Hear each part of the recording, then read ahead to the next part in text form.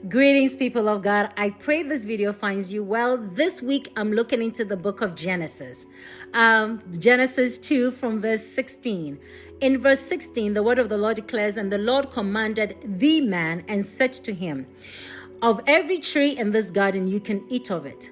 But of the tree of knowledge of good and evil, you shall not eat of it. For the day in which you eat of it, you shall surely die." This is verse 16. In verse 16, Eve had not been created yet. We see that Eve is being created by God in verse 19. Now we jump to chapter 3. We see that the serpent has come on the scene and the serpent is talking to Eve. Now this is the question the serpent asked.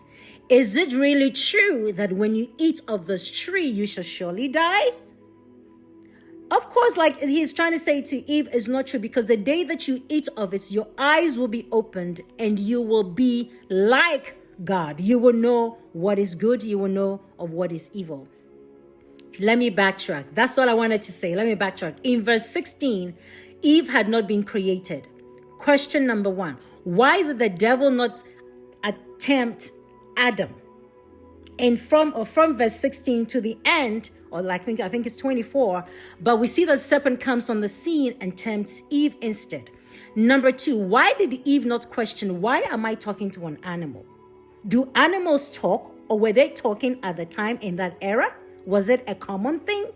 Number 3, why did Eve not pause to get her husband's opinion before, obeying what the serpent was asking for? Backtrack. The serpent in Hebrew means whispering enchantment. And so the spirit, now the serpent here is no ordinary snake. No, it's no ordinary snake. It's a very powerful spirit that is speaking to Eve. Eve did not adhere to her husband's, instruction. Now, the other question I have is, when the Lord was giving Adam the commandment, the instruction, was the enemy around to listen to it? Or the enemy, was he around when Adam was given the instruction to his wife Eve that the Lord said we should not eat of this tree? Why do I ask? Because when the serpent went to Eve, he said, is it true? My question is, where did you hear this from? Where did the enemy hear this from that has the Lord said? I want you to know that whenever you're having a conversation, whether good or evil, the enemy is lurking around. We see that in the book of Job when the Lord says that, the sons of God had gathered and the enemy also showed up. He was not invited, but he showed up. And so whatever conversation